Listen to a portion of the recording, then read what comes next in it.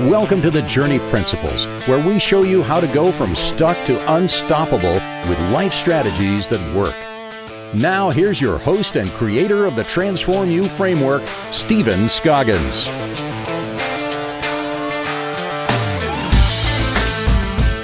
Hey guys, welcome back to the Journey Principles. As always, we're here to help you go from stuck to unstoppable with life mastery principles that are simple and easy to follow. Sitting in today with my good buddy Connor Kraft, Director of Connections. Connor, what's going on, dude? How you doing? Not much, man. So it's been a couple of weeks since we've had a chance to do any podcasting and recording. So how's it been for the last little bit? Dude, I'm trying to get over this COVID stuff, man. I mean, this coronavirus stuff has just been nuts. I'm waiting for it to blow over. I want to go to the gym. I want to go to the gym, dude. Well, you know, I bought a Bowflex, so you can come to my house and work out. Oh, right? there we go. Yeah. Hey, dude. Yeah, I came over to your house and we were building some stuff. That's right. And you got to see the other side of me. Yeah, for sure. I love it, man. I was just kind of walking around, handing you giant piles of wood and stuff like this. And so, what's it like to see me actually take an empty space and turn it into a room? And some other dude, rooms? It's crazy, especially for someone like me with no construction background. Like, I've always just gone in houses and not really thought about how they work or what's underneath them. But then I was like, oh wow, there's like big old wood, columns and stuff that I guess make columns, houses. 2x4s, 2x6s. Yeah, all that. I was actually surprised with how simple it is. Yeah. Like how simple it is to create a room. It's just literally just get a bunch of 2x4s, put them in the right place, and put them in the right place, which takes time. That takes together. Most time. For sure. For sure. So, all right. So you learned how to put together a construction project. How fun did you have operating a nail gun for the first time? It was scary at first because I value my fingers, but then I realized that there's a safety on it and everything. You have to. So I mean, it was pretty fun once I got the hang of it. Yeah. So it forces you to be self-aware, huh? Oh yeah. Yeah. So speaking of self-awareness, what are we talking about today? Self-awareness. That's it. Well, just like the last podcast we talked about self-awareness. Yeah. We're gonna continue that a little bit today. So I'm excited about it. Yeah. You know why we're doing that? Nope. It's so foundational to anybody's personal breakthrough. It's not even funny.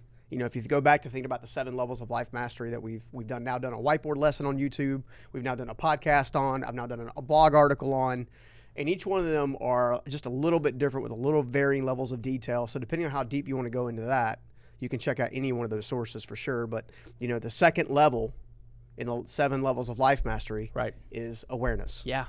Right? So getting crystal clear on who you are today, getting crystal clear on who you need to be, and getting crystal clear on ways in which you can get there, you know, by functioning in your strengths, maximizing your relationships to kind of overcome some of your struggles, and getting the mentors to kind of hit your blind spots really hard. Right. I mean, it's been transformational for you. So. Oh yeah, absolutely. Matter of fact, one of the first things I learned from you that I remember, because I kept asking you leadership questions back when I met you about 4 years ago. And I kept asking you questions like that, and I was surprised about how much of it came down to communication. Mm-hmm. And specifically, the biggest thing I learned about communication was that different people have different personality styles. Yeah. And when interacting with different types of people, you have to be able to somewhat identify who you're talking to. Yeah. Because if you're talking to a person with a certain personality style that's different than yours, you guys might butt heads, and it can cause a lot of issues, especially when certain personality styles mix and they don't know how to interact with one another. Yeah. So learning that and trying to kind of apply it in my life has already helped a lot. And I think it can apply for both personal life and business. Yeah, for sure. And if I remember correctly, both your parents tested out as a high S type personality, or SI as we like to call it. Yeah, with like a slight variation. So you were a D, you're a DI coming up through the grapevine, so to speak. What was life growing up between you and your parents? Oh man, I was always defiant of authority. They thought that I was just unruly. I got kicked out more times than I can count. Yeah. We didn't. I mean, I love my parents, but you know, I had problems with just following directions if I didn't understand what I was being told to do. Like most kids, you know, they're like, "Hey, clean the dishes." I'm like, "Well, why?" Yeah. And they're like, because I said so. I hated that answer. I just was like, well, that's not an answer, so I'm not going to do it. And then, of course, they would fight me on it. I wouldn't back down. They would either get hurt or they would get pissed off and, you know, rear their heads. And usually it would end up with me either going up to my room and getting locked in there, or essentially getting kicked out in the worst case scenario, having to spend the night outside in my dad's car or whatever. Or I camped out in the backyard. Oh man, yeah, I got kicked out to a tent for a week. That was really bad. That was several years ago. You know what the funny thing was? I remember you telling me that it was the best thing that your dad ever did for you, though. Yeah, for sure. Yeah. I mean, I needed a slap in the face. Yeah. I Why really do you did. say that? I don't know. I was at a point where I was very entitled. I had been living under my parents' roof, essentially rent free for years. I was past the age of 19, or sorry, I was past the age of 18, and I had left high school because I was committed to the entrepreneur thing. And I won't say I wasn't making any progress, but I wasn't able to sustain myself quite yet. I was kind of very up and down with my income. So I was still very much relying on my parents, and they didn't really ask much of me. They just wanted me to obviously be a respectful kid and help out around the house. Maybe clean your room every now and again. Yeah, and you know, I decided to test that, and basically, you know, Like a typical teenager. yeah, and you know, they put me in my place and said, okay, well then you're not coming back in. We're gonna put you in a tent, and you're not coming back in until you pay rent. Yeah. And it's the best thing they ever did for me because it forced me when I got back in. Okay, I need to get some stuff done now. I got to make money. You're the only person I know that went to a tent, virtually homeless for a week, and still had Wi-Fi and power. That's true. Yeah, I was very blessed with my quote unquote homeless experience because my dad even came out because I was in my parents' backyard. Yeah. I had Wi-Fi. It's probably dropping off food and water. Yeah, and my dad was like, dude, you really have no idea how good you have it. but you know, it was in the midsummer, so you know, North Carolina, humid summer. It was like 100 degrees. It sucked. It wasn't fun, and it, you know, taught me the lesson of, all right, dude, unless you can support yourself, if you're living under someone else's roof, you got to follow their rules. Yeah. And it was very reasonable rules. So yeah. Well, now you know about DISC and you know about personality styles and a variety of other tools that we use here to help people get self-awareness. I'm curious, now that you're on the outside looking in versus the inside looking out, what have you discovered about your parents' strengths as it relates to being high S? Compassion, typically. They're typically like slower movers, but they value comfort and pace, security, pace, security, all those things, all the things that I just despise essentially, and that's why we butted heads so much. And I had to recognize that those values for them meant a lot of routine. And I hate routine.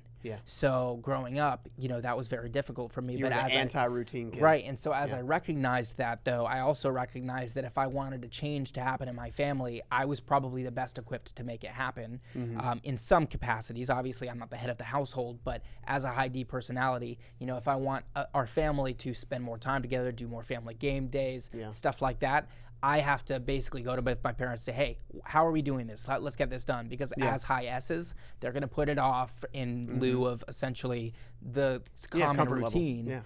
And I always hated that. I was like, guys, this is getting boring. All right, so we talked a little about that. I'm curious. Well, now that you know you've consistently tested out kind of as a high DI type personality style, what have you learned about yourself that you've been able to use today that maybe you were completely oblivious to a year ago? Well, I think so. Recently, like you've been telling me, I've been acting a little bit more DC than DI, but I don't know if it fluctuates or whatever. But well, I think your C is your third highest. So. Really? Yeah. Okay, cool. That makes you a DIC, right? You know what that means, right? Oh Lord, yeah. I guess. I'm just kidding. Just kidding, guys. Yeah. Well, I was a DIC for a while. Yeah, for now sure. I'm a DIS. Now I'm a DIS. You're DIS. There you go.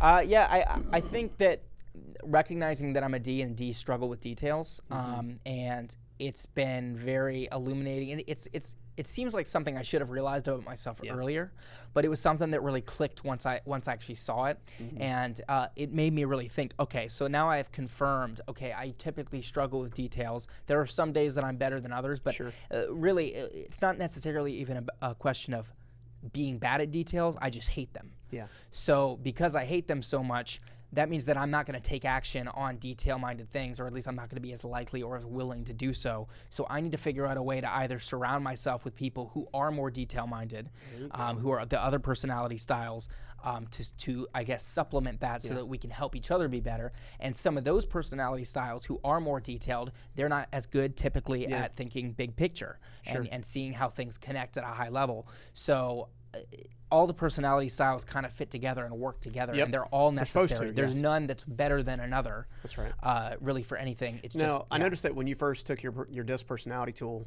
one of the first things that you did was you started trying to be a different personality style than you were actually at. Why'd you do that? And why do you think people would do that? Because I did the same thing. I think for me it was an element of pride. Yeah. So like I always identified myself as an entrepreneur. Then I took a test that told me I was this driver. So I probably went too extreme and started acting like a DIC. So because I wanted to fit the role and fit the mold of who I thought I was. I think it's probably also tied to identity. Yeah, it is. I've heard a lot about how It's an attribute. It is an attribute. who you believe you are, you're going to act like. That's right. And that's a really interesting psychological principle.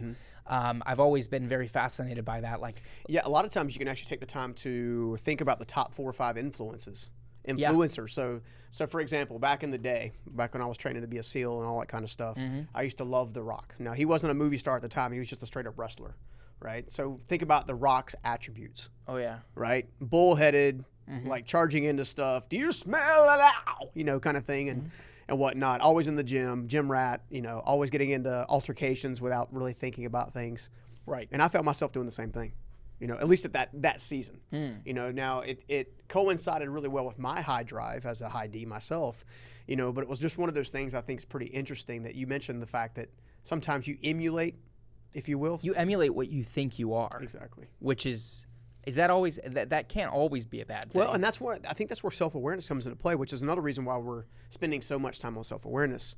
I mean, one of the reasons we're spending so much time there is because there's so many different facets that create what a self-awareness or what self-awareness is. Right.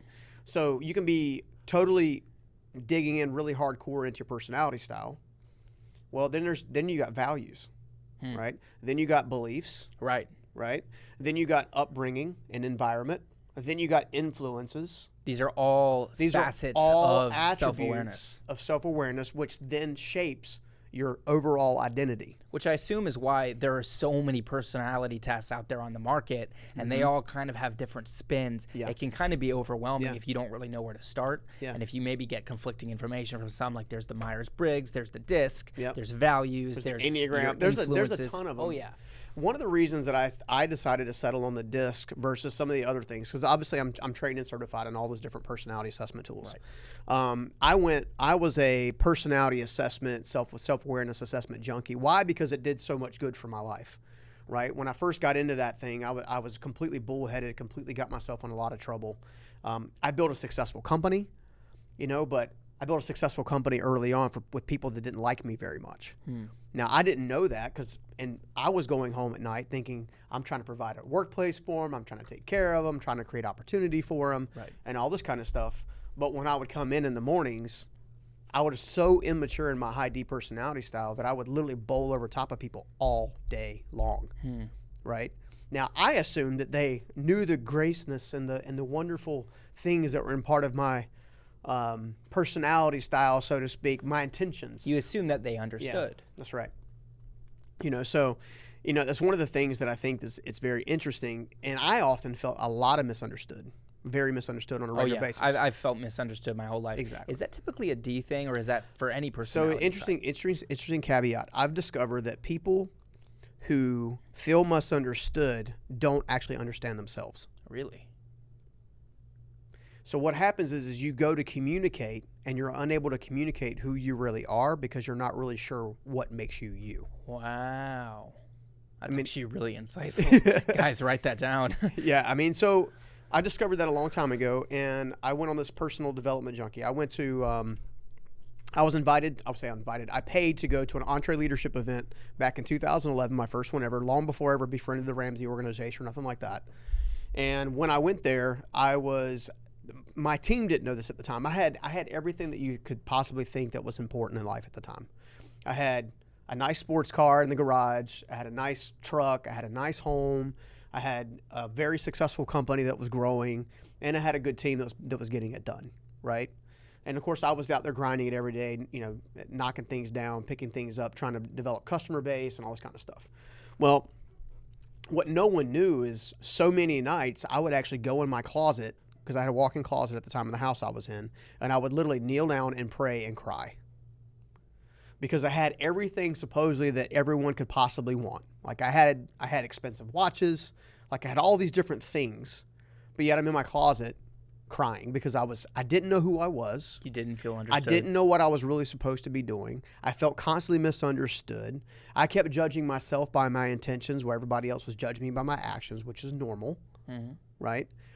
And I was literally crying out. Now I'm a person of faith, which no duh, right? Crying out to God saying, hey, I'm broken. Something's wrong with me, because I should be happy. I should be fulfilled. I've got everything that's supposedly everything you ever wanted. Yeah. Or at least you ever told yourself you wanted. Exactly. Only to find out that there are 3 massive questions in life that only life mastery can answer. Okay. The first question is, who am I? Almost every single person on the planet is either asking that question now or has asked it before now. Yeah. Okay. The second question builds off of that, which is, why am I here? Yeah. Okay. So who am I? Why am I here? And the third one, what am I supposed to do about it? Okay. When we start talking life master and we start talking helping people get unstuck, a lot of times we start with those 3 questions. Okay. So much of what we've talked about in the last several podcast episodes, the last several YouTube clips and videos, from the whiteboard lessons to the face-to-face videos to all of that stuff, right? So much of that is focused on answering the first question, which is, who am I? Right. Discover what drives you. It's one of our big 3 pillars Yeah. that you have to do if you want to transform your life. Exactly. So in this particular instance, I go to this live event. I'm thinking I actually don't know what I'm supposed to do. I go by myself. I was then in a very difficult and dare say toxic relationship, married. And not to my wife, Karen. Karen's awesome, by the way, guys. Just for the record, I love my wife. She's amazing, right? But in this particular relationship, there was just toxicity everywhere. So in a roundabout way, I went to this event thinking I was kind of quasi-separated, right? I was wearing my wedding ring and all that kind of stuff, but I went there completely wrapped up in a turtle shell. So if you can imagine a turtle that's normally got his little flippers out and he's kind of running down the beach and his head's out and he's eating plants or whatever, I was the opposite. I was cocooning myself thinking the wolves were coming at me. You were quiet? Totally quiet. Wow. Ironically, so a little funny story because we have time, right? When I land in San Antonio, Texas, which was the first EntreLeadership I went to, I land there, and before you get there, they'd given you a survey to determine, hey, why are you coming? What's most important to you? What are you hoping to get from this event? And that kind of thing. And you could pick your coach. Okay. Well, in high D type personality style, before I knew what a high D even was, okay, I waited to the last possible minute to fill that thing out because I was so focused on my other things that I had to get done all the time. Right? Yeah. So I didn't procrastinate on purpose, like our good buddy Rory Vaden's book, which isn't about procrastinating on purpose, by the way. It's about time management. But anyway, I land there, and because I didn't do the thing, I wasn't paying attention to the details, I didn't click the button, I didn't take the survey, what happened is all of a sudden, I wait to the last minute, I pick this coach, a guy by the name of Chris, and I don't know this at the time, but I get off the bus from the airport, because they'd bus you from the airport to the hotel, really nice hotel in San Antonio, right beside Six Flags, I think it was. Oh. And I get off the bus, this tall guy greets me off the bus, and he's like, hey, how you doing, man? Welcome to EntreLeadership. It's going to be you're going to have an amazing time. Da-da-da-da. We've got it all planned out. What brings you out here? And I'm thinking to myself, I got up super early. I took a 4-hour plane ride. Took a 1-hour bus trip from the airport to the venue. I'm lost. I'm scared. I don't know who I am or what I'm about, right? I don't know. I'm in this limbo phase, and all this dude wants to do is ask me questions. What does a high D do when he doesn't want to engage with the population? He's short. He's abrupt. Yeah. No pun intended, right? So anyway, I'm politely like, dude, nice to meet you. I'm Steven. It's great to meet you. You're a good dude. He walks me over to the table to give me my stuff, my packet of information, my lanyard, and all that kind of stuff. And then he's like, who are you going to be coaching with while you're here? And this is what I said.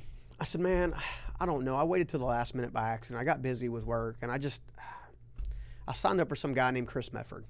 And I don't know what he does. I don't know what he does for what he does for you guys. I don't know anything. And I just felt bad or whatever. And he goes, awesome. That's interesting to know. And I kind of looked at him. He kind of has this weird face and this kind of weird look on his face. And he goes, he goes, well, by the way, my name's Chris Medford. And I want to welcome you to Entree Leadership. I knew it. So that's where I was in my personal journey and trying to figure out who I was. I had never taken the time, which the vast majority of the population has never taken the time to actually discover who they are at their core, which is one of the reasons why we are so passionate about it. Why? Because I spent decades screwing up. Yeah. Decades operating in my blind spots rather than operating my strengths. Decades with a Z. For sure. Right? I go through this entire process. Well, a good buddy of mine and now a now buddy of mine that I've talked about several times, a guy by the name of Chris Lacurto, was working for the Ramsey organization at the time as a speaker and as one of the teachers. Well, it just so happens he taught the DISC lesson, which I'd never heard before. I'd never heard about DISC. I'd heard about Myers-Briggs before, but I hadn't heard about any other personality assessment. Never paid any attention to it. And as he's going through his presentation and he's describing each of these styles, I'm literally picturing myself and all my team members and my wife at the time, my brother and my father and all these different people. And I'm like, that's why we do that. Right? So I had this massive aha moment. So much so that I began to cry in the audience. I had this massive wave of, this is where it starts at. This is where you've been so unclear. This is where you've been stuck. Right? So it's funny how that happens. I've noticed that too. It's like when you've been searching for an answer for so long and you just don't get it, and then you have this epiphany moment. Yeah. Like I've been brought to tears by that too before, because it's like, oh my God, finally. Yeah. Finally I have some sort of answer of, okay, this is where I've been wrong. Now I can actually act. And so here's what I learned about that is most people think they struggle, right? Because life's not going their way. Okay. We struggle most often because we're not willing to search out the answer. The answers are there. This entire personality assessment was available to me decades earlier, right? You just weren't looking. I wasn't looking. I didn't know to look. Because you didn't know better. I didn't know what I didn't know, which is another reason why I'm hitting this so hard. You know, we spent a lot of time talking about self-awareness and even breached the DISC topic a little bit on the last podcast. Oh, yeah. It's important for people to understand that the first question you've got to answer in your self-awareness journey is, who am I? And from a good place, okay? So consider this. Here's some of the areas that may affect you if you are not personally self-aware. Getting a promotion, getting a new job, having a relationship where you communicate well, teaching your kids, raising your kids well, actually creating opportunities and open doors for yourself. Because if you can imagine all the customers, all right, that I ticked off by accident, that I rubbed the wrong way because I didn't lean into their personality style. I've done that too. All right, you see what I'm saying? Yeah. These are all the different things that come along with not being self-aware. And most of the time, 98% of the people are not going to tell you that you've offended them. Right? Especially since over 40% of the population is a high S. And the one thing a high S hates more than anything else outside of losing security is conflict of any kind. And confrontation. And they're darn sure not going to confront a D, right? Yeah. Who's just like, to them, it's like, ah. Right. It's like the Incredible Hulk meets, I don't know, Bambi or something. Well, it'd be intimidating. So, well, it's very Because intimidating. D's, in a way, weirdly love conflict. Yeah, we don't shy away from it. Right. I wouldn't say we necessarily search it out. Well, I guess there is a warrior spirit about me and you. Yeah, I guess we would search it out to a degree. It's like the competitive nature, right? It's like, yeah. Leave the, what was it that Chris used to say? Leave the cave, kill something, and drag it home. Yeah. That's a high D. Exactly. Your high S's are cleaning the carcasses and hanging up the meat, kind of thing. Right. So, but anyway, so the benefits of knowing who you are help you gain clarity in a passion-driven career, right? If you know who you are, it's easier to align your strengths to a career choice that matters. Okay, so if you feel like you've been in a dead-end job this entire time and that you're not going anywhere in your career, there's a good chance that your low self-awareness is holding you back from understanding what you're actually passionate about and motivated to do, right? Or your low self-awareness is unfortunately creating roadblocks or walls when people want to engage, right? But they're kind of scared to. I had a team member like that worked at CHE for a long time that, gosh, he'd been with us for a while. The dude was great. He was a great dude, right? He was a great dude. But unfortunately, his overall struggle was he didn't engage with people well. So he'd want to get promoted. I'd want to promote him. I couldn't promote him because I couldn't get other people to follow him. They didn't respect him because of how we treated them. So what would you have advised that person do? Would you have brought that person a personality test and said, well, ironically, every single team member that comes on board with any of the companies that I own, all of them do our personality tools. All of them. For a variety of reasons. So first of all, I want the team member to understand who they are because most of them don't. So the second thing I want them to do is I want to have them understand their communication style and the person they'll be reporting to, right? The other thing I want to do is I want to have a recourse and a tool to use anytime we have to have a difficult course correction, right? So typically when I'm working with you and there's a course correction to be made, I'm pretty blunt, right? Yeah. You're like, I'm not that way with my wife, or I'm not that way with my son, Tyler. Right. I come at it at a different angle because I've become self-aware enough to know that I need to lean their direction in their personality in order for me to actually connect with them. Yeah, and like with me, you have to be blunt because if you beat around the bush, I'm just gonna be like, I'm gonna ignore it. Yeah. You have to be extremely blunt because I'm so stubborn that you have to be like, hey, do you see me? Yeah, there's an issue here. Well, remember this, all right? So this is important. All the opportunities in your life will rise and fall on your self-awareness. Every last one of them. You'll either be you'll be self-aware enough or so self-aware that you can take advantage of opportunities, or you won't be self-aware and unfortunately those opportunities will pass you by. And it comes in a variety of capacities: financial life, emotional life, spiritual life, all of it, right? If you're not willing to listen, how will you ever hear what you need to know? I guess you won't. Exactly. All right. So I know we're going to run out of time, but here's what I want people to do. All right. I want people to take 3 different steps. Okay. So a couple different things. So we've been talking a lot about something exciting coming up. All right. You've worked with our tribe, the people that are out there. You've come to me and you said, hey, look, this is what they want. They want a complete mini course on how to become self-aware because you've been hitting on it and talking about it. I mean, as we've been working on it, it's more like an ultimate guide than a mini course. Exactly. It's crazy, so you came to me and said, hey, write me this ultimate guide to self-awareness. And I've spent the better part of a month trying to do the best I could to kind of get that process going. We're not releasing that yet, but it's coming. Yeah, there's a good chance if you're listening to this even like a month from now, it might be out. That's very true. Very true. But you can always follow the journeyprinciples.com. For sure. And when it is out, I'll make sure that I put it in the show notes, the description, all that. So check it if you can. But in the meantime, because I want people to get started, right? Step number 1 is to take the DISC personality tool, the assessment, yourself.